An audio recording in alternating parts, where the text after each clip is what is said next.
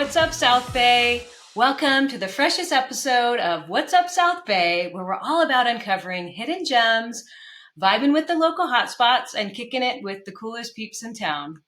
I'm Christine Frushon, and welcome to this enlightening interview featuring Dr. Eliza Montcastle Shaw, a trailblazing leader and certified professional business coach, holding a pivotal role at Lifter Leadership.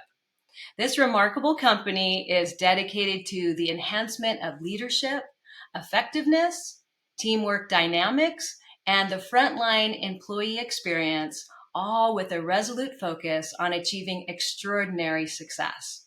Dr. Montcastle Shaw embarked on her journey, initially delving into the intricacies of the brain and genetics during her tenure at Harvard University.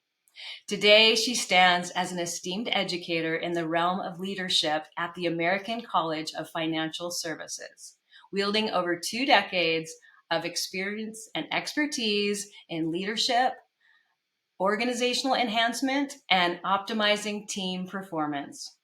Her profound knowledge makes her an unquestionable authority in her field. Within the trenches of Lifter Leadership, Dr. Montcastle Shaw spearheads a team of experts well-versed in leadership, team cohesion, and cultivation of peace and concentration. Their unwavering commitment lies in assisting leaders in navigating the intricate challenges of guiding contemporary, multifaceted teams. During our conversation today, we'll delve into how Lifter Leadership empowers teams, fostering creativity, strategic prowess, and effective communication skills, thereby catalyzing their evolution into high-performing units. Get ready for an engaging exploration of leadership in the modern era with Dr. Eliza Montcastle Shaw. Welcome, Dr. Shaw. Thank you, Christine. Thank you. That was quite an introduction. Oh, you're welcome. Well, we just so appreciate all that you do and you bring to our community. And so tell us a little bit about yourself and how you became a leader and certified professional business coach. Okay. I've always been interested in how people, things figure out what they are and what they offer, and specialize in things. And I started in that long time ago in neuroscience. I was looking at how cells differentiate and fulfill a function, how they let their neighboring cells know, I've got this, you can do something else. And it's all happening there at the cellular level. And then my husband was in business doing organizational behavior years ago, 20 years ago. And, we got to talking and, it kind of starts as a joke, but it's like, what you're doing is an awful lot like what we do in organizational behavior. And would you think of working together? And we tried it, and we've been doing it ever since. So, it's been a lifelong interest of mine. Helping people to step up and fulfill their function, and especially at times when that function has changed, either the situation calls for it, or they've sought a promotion. It can be difficult to adjust to transition. So that's a lot of what I do is work with people to help them acclimate to a new situation and really identify and fulfill their role. Wow, that's amazing. That's really important work. So can you provide an overview of Lifter Leadership and its unique approach to elevating leadership and team performance? Yeah, so Lifter Leadership has kind of 4 units that we work on. It's serve up, listen up, show up, and act up. And it's a fun way. We've got a lot of analogies we draw on to help people understand what it takes to show up in service through listening and coherent action. So can you give an example of how that works? Yeah, sure. When we go in to work with the team, we're usually called in by a leader who's hoping to keep his good people or keep her good people. There's been a lot of cuts in corporations the last few years, and So when a leader wants to invest in their people, they call us in. And we do a lot of training in mindfulness, and we play games, and we get people talking about the work they do together and the tensions really that rise up in role clarity, in especially when leadership, if you have a leader who's stepped up to a leadership position from a individual contributor kind of position, maybe they were great at doing that and so they were promoted. Now they've got a team and they really don't know how to trust and empower their team to take the pieces of work that they used to do themselves away, and how to, walk the halls, do the listening, actually become coaches in a sense, to have a team that, as you said, I think, a really productive unit. So that's an example. We really get in there. We do a listening tour of everyone. We bring everyone together. If we've heard things in private, we try to get those things surfaced in the group environment and really put into place systems and processes for taking the tension that exists in any kind of a group dynamic and making that tension part of something that can really propel the group forward. Wow, that's amazing. I know it's completely different skill set, right? When somebody gets promoted. So I know that's an ongoing challenge, and that's such important work. So yeah, how do you work on that person individually then with those new skills? Individual coaching, weekly, about 75 minutes generally a week. And, we put together goals, action plan, next right steps. People, this is a very distracted time. There's so many places that our attention can go, and easier places than places that are, productive and pushing the envelope. So absolutely. We give people clarity of the next steps, and not so much that I'm making assignments as a coach. I'm leveraging their knowledge of their own situation and having them order the priorities. So, a coaching session is an opportunity to get up out of the swirl of the day to day. And as we say in the coaching field, work on your business rather than in your business for, a little more than an hour a week. And it makes a tremendous difference. Yeah. Yeah. So that's amazing. You come in and you evaluate the entire company and coach on that level, but then there's the individual coaching as well. That's right. That's wow, right. And a lot of the time, leaders call you in, and then they want, then when they open the can of worms, they're not so sure they want to or know how to implement. So it's the difference between coaching and consulting, where a consultant will come in, talk to everyone, write a plan, and leave you with the plan. In our case, we go in and we talk to everyone, but we stick with you for the implementation piece. Wow, that is unique. Yes, that's amazing. So what kind of industries call you up to come in? Yeah, so, historically we had a lot of work in media, telecommunications, hospitality, and healthcare. Recently, and this is one reason why I'm really, really happy to be on your program, Christine, is that we have pivoted in the last 2 years to working with smaller businesses. We find that the need is probably greater. The receptivity is greater. The implementation takes place more quickly, and the sales cycle is shorter. People are making decisions for their own company, and there's not a lot of approvals required. Yeah. And so for our own sake and for the sake of the impact we can have, we've been working on smaller owner-operated businesses. Nice. That's awesome.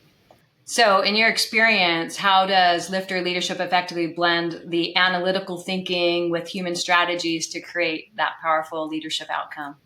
Well, metrics are always important. And so, metrics are a part of analytical thinking, trying to think about if we were to make this change, what would be ways to measure moving forward, whether the change was a good, a profitable change, a prosperous change or not.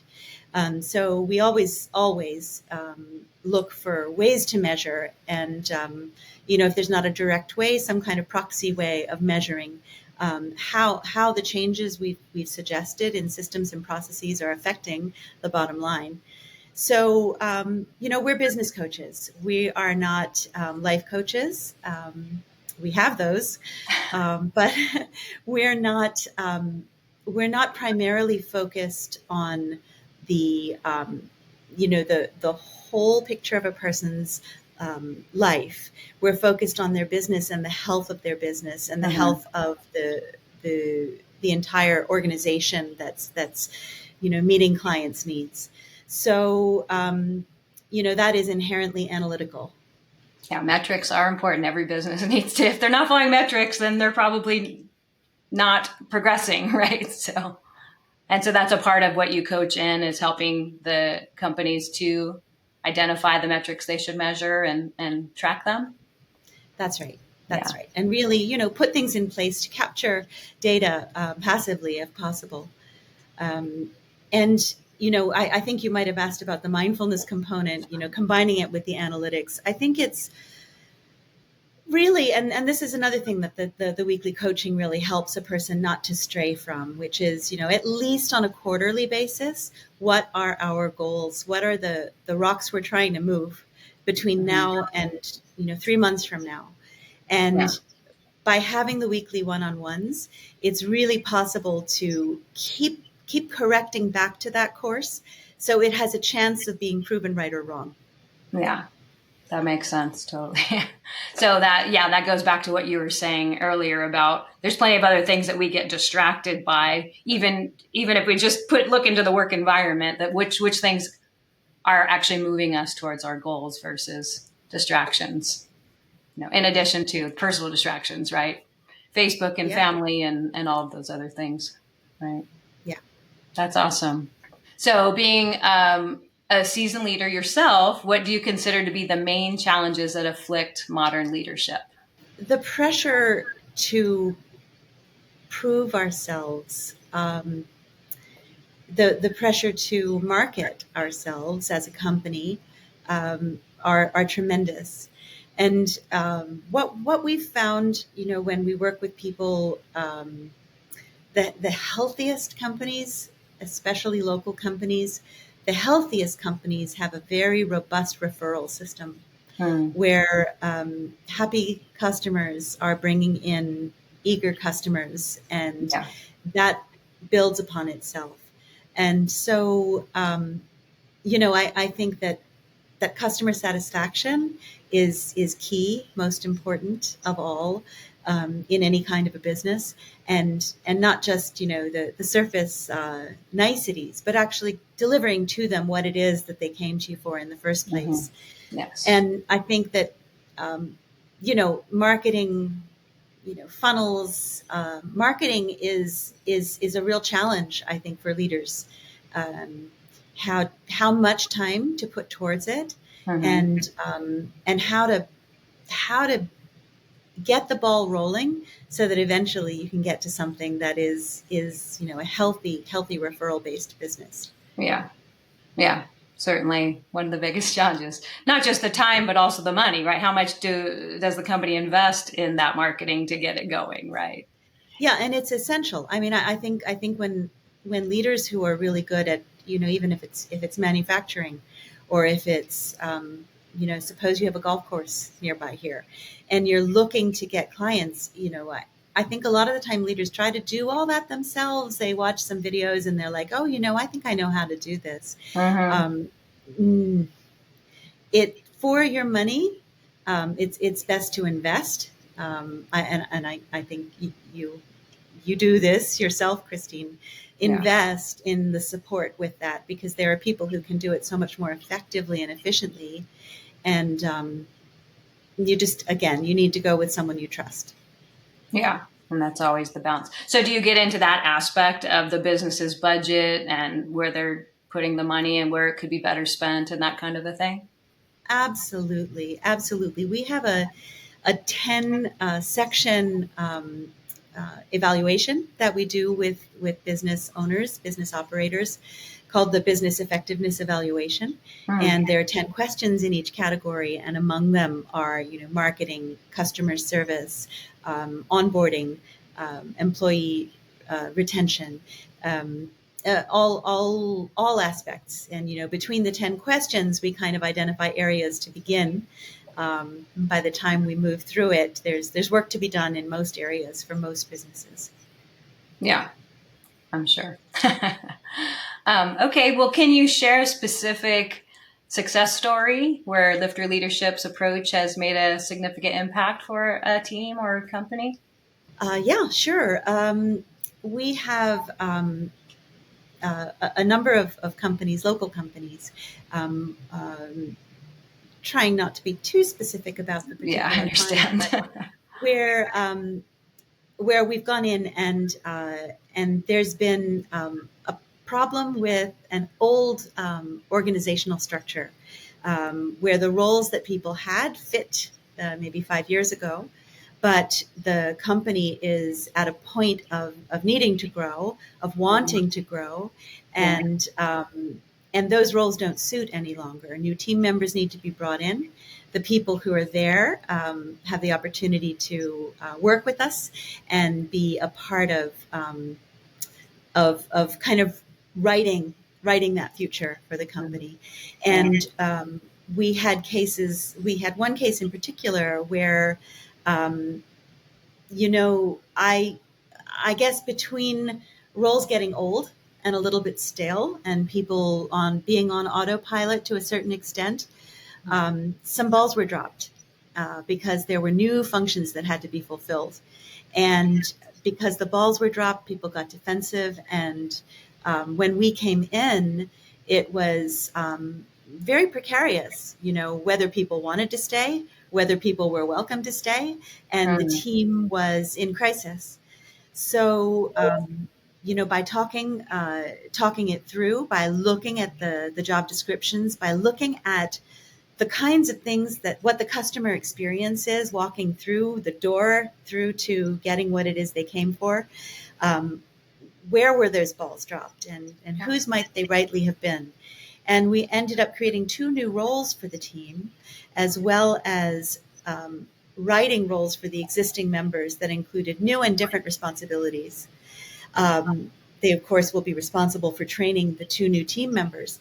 But the team is very healthy, very happy, and super, super grateful to be together moving forward into what will probably be a very profitable 5 years. Wow, that's amazing. That's awesome. So what are the main goals for Lifter Leadership in the coming years? Well, to continue with this emphasis on the local businesses, we're loving it. We're adding a lot of value, and to grow that within the South Bay, within Southern California, we look to adding team members. So we're open to that as well. If you're inclined to be a coach, you should reach out to us. And we can see if it's a good fit. We're happy here. We're doing well, and just continue on the same growing. That's awesome. I'm sure that you will. It sounds like you have remarkable plan and results for companies, and so I know that you will definitely grow that. And I also found it fascinating to know that your career spanned over various sectors, such as contemplative music and hospice care. So how have those influenced your leadership philosophy? Well, contemplative music is I began university as a music student and as a vocalist, and I've always sung. My family, we were all singers, so much so that I didn't even realize that some people weren't or didn't consider themselves singers. Wow. Growing up. But I had mentioned these questions of who am I? What purpose do I serve? Where can I contribute? And how can I let people know what I bring Mhm. has always been a big question for me. And about 20 years ago, through a various uh, life events, I became involved in hospice care, which is surprisingly, I suppose, adjacent to the other things that I do, because those are the kinds of questions people ask when they've been given, um, a prognosis of not a lot of time. It's like, who am I? What what what do I bring? And how can I let people know um, what they can do, how they're going to continue without me? These are the kinds of questions that people ponder. And so, before ever I was a business coach or coaching people who are in transition within their careers, I was coaching people who were transitioning out of this life, and and I was using music as well as part of that. Um, it's a great way to communicate with people through music, and it isn't so heady as words are. Yeah, that's beautiful. It's amazing. Okay, so as you're an advocate for mindfulness, can you share a mindfulness tip for our audience that we might use to enhance our leadership skills or daily skills? I can. It came up just today, as a matter of fact.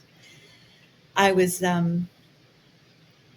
coaching a client who was uh, looking for help explaining um, why they were looking to make a change in their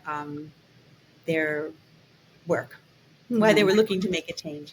And, they told a whole lot about the circumstances leading up to today. And then they said, but, and wanted to talk about what they're looking forward to doing and basically why they're changing. And I said to them, okay, everything sounds great in what you said. One change.